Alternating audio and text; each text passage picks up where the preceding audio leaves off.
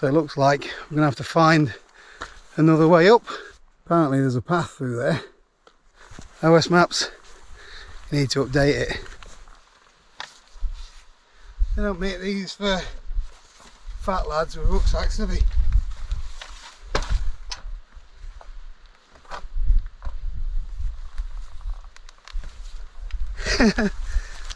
So I'm back up in the English Lake District today with my pal Andy Beavers.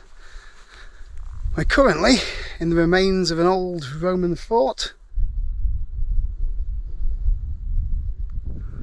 So Andy's got us climbing hills again.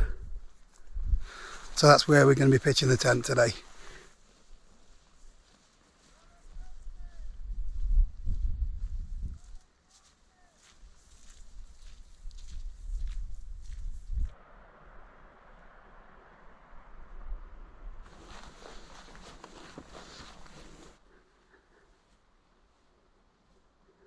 I'm not going to lie, these hills are a killer for me, but just look at this view.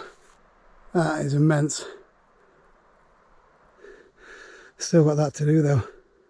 So in typical Andy style, we're not bothering with paths on this hike.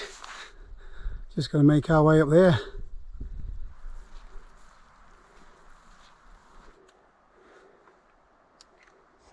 See the fort a little bit better now, look.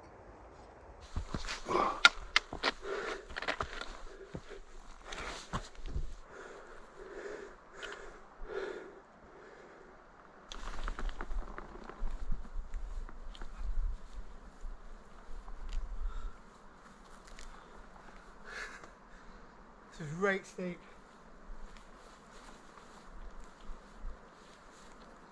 Whoa.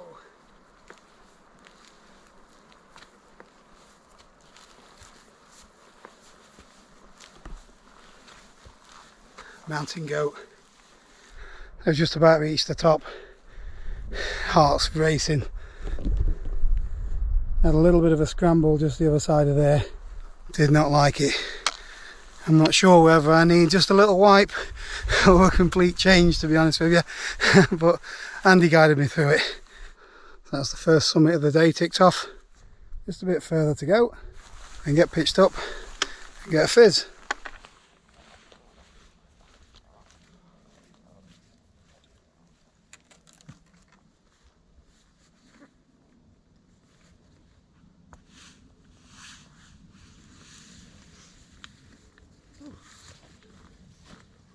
That was tough going.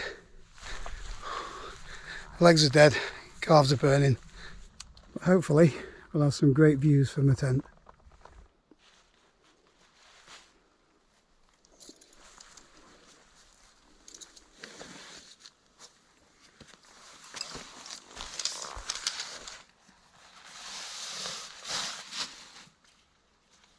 It's not windy, but it's always a good idea to put your bags around one of these walking poles. It's not going to blow away.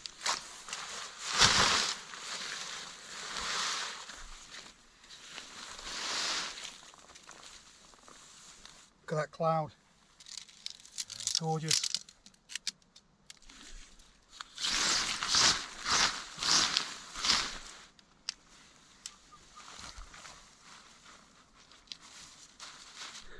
Look at that in about 2 minutes.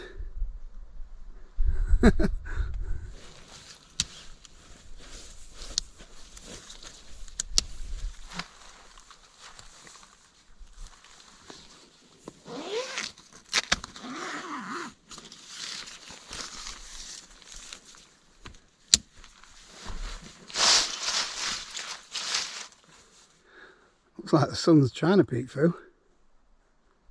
If it clears up later, we might get a bit of a sunset. Not really going to need it for the temperatures today, but I've dug out the winter sleeping kit.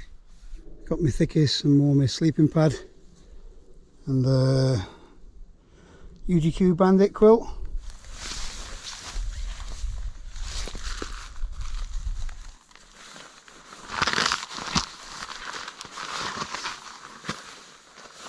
That's everything set up. I'm going to grab a drink, just watch these clouds float by.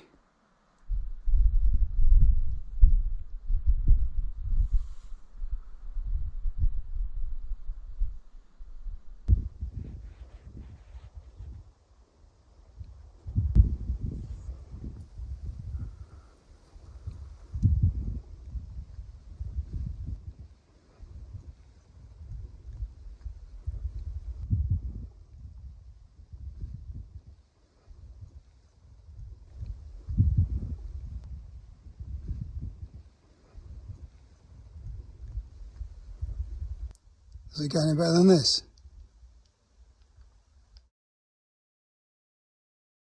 There isn't a breath of wind up here. It's forecast 15 mile an hour. It's nothing like that. Probably why that cloud's not going anywhere.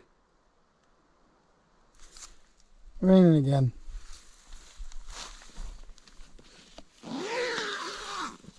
Right, dinner time. Curry noodles, ranch steaks, bit of a mismatch.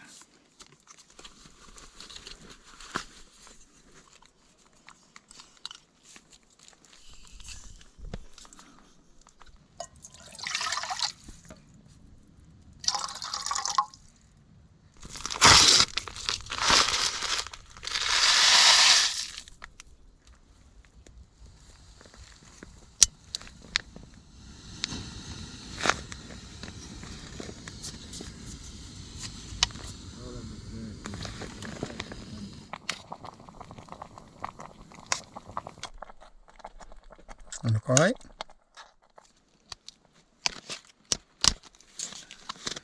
I get quite a lot of comments from people over in the USA, things like that.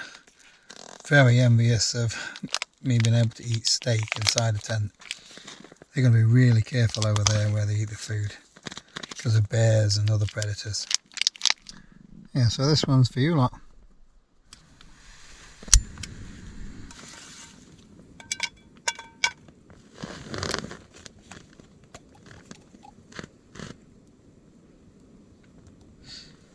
I know it's better to oil the steak and not the pan, but I'm in a tiny tent, so I'm not messing around.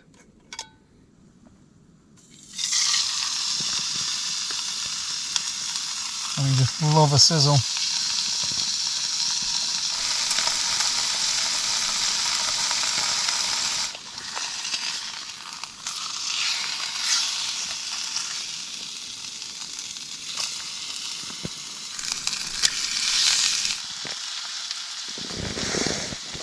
There we go, garlic and chilli steak and Singapore curry noodles. Noodles went down a treat. I forgot my fork, so I've got to use a spoon and a knife. I've got a few people tell me off for this, but I used the spatula, put this underneath the steak, then I can cut it without scratching my pan. Much easier when you take it off the jet boil. And even easier still if you remember to bring a fork.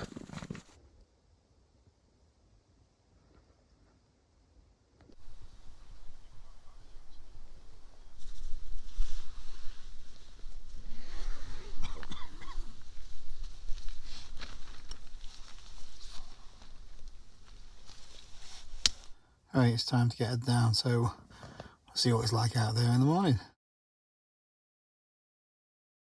Morning. Not sure I want to open the door today.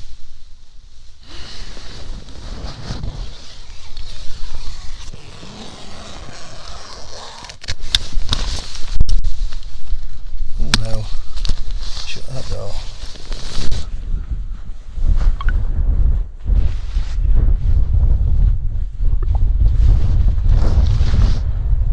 Views are great, aren't they?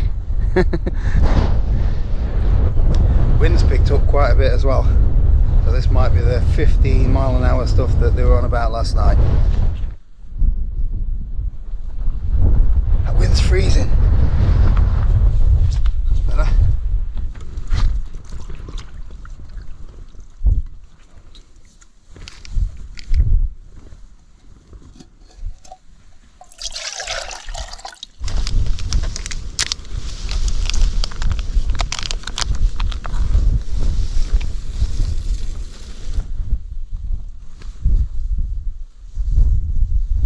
Frothy coffee to start the day. Not very pleasant out there though.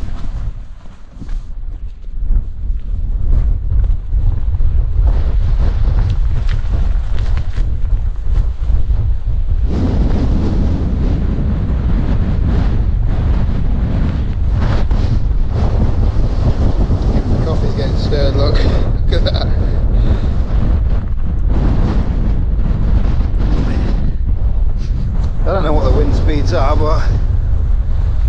not really moving, is it? And I've not pegged everything out, so there's still like, you know, these things that I could pull out to give it that a bit more of a taut fly. It's obviously not going to be as strong as the Solo, but it weighs about 1 kilo less, so if I get away with it, I will do.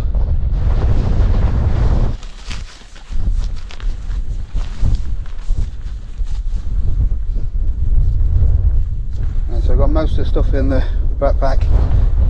Just need to drop this tent now, but you do have to be careful when it's windy. You don't want it blowing over the edge. But I like to try, if I can, to drop the tent down before removing any of the stakes.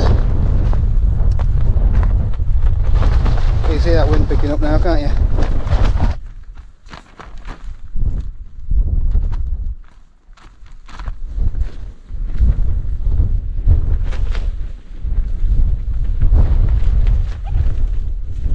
Although it's quite windy, it's virtually moving now, so it's much less chance of it blowing away.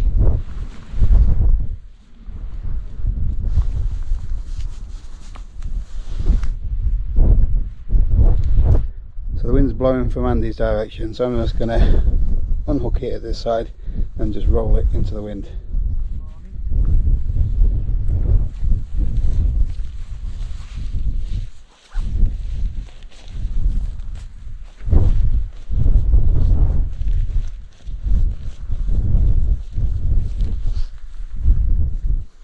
Usually dry underneath the tent as well.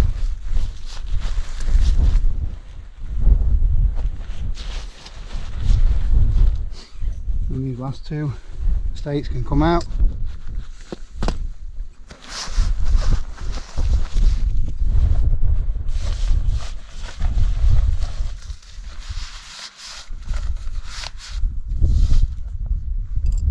That's it, pretty straightforward.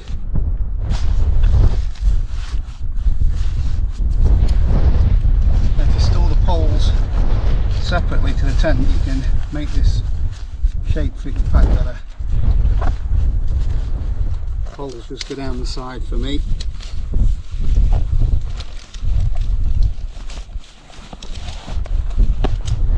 And just have a look around to make sure you've not left any rubbish or any rogue tent pegs. Andy's going for a shove it in method. What do you do when you get home, Andy? Just set it up and dry it out? I just hang it over the clothes. If weather's alright outside, I just hang it over line. If not, it goes up clothes or in my bedroom. Got a very sympathetic wife. Joe's got exactly the same problem. There's camping stuff all over the place. To be honest, I bet she's sick of it.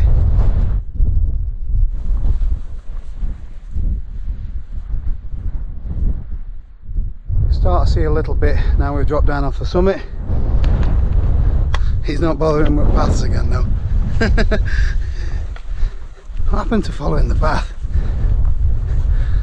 Good job there's no werewolves around. So the way we've come back is a little bit safer because it's not all slippy rocks, but there's a lot of up and downs. So I've done almost as much ascent as I have descent. Gotta head back over this in a minute. So going up was a lot more rock dense.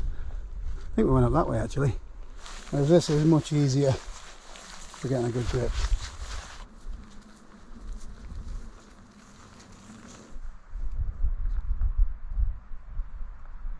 So we're on the home straight now. Fort's about 10 minutes away down there. Still got a bit of a walk to go, but I'm going to call it quits for this video. I will drop a link on the end screen to Andy's video, but that's it for this one. Thanks for watching. I'll see you next time, and say bye bye, Andy. Bye, see you next time.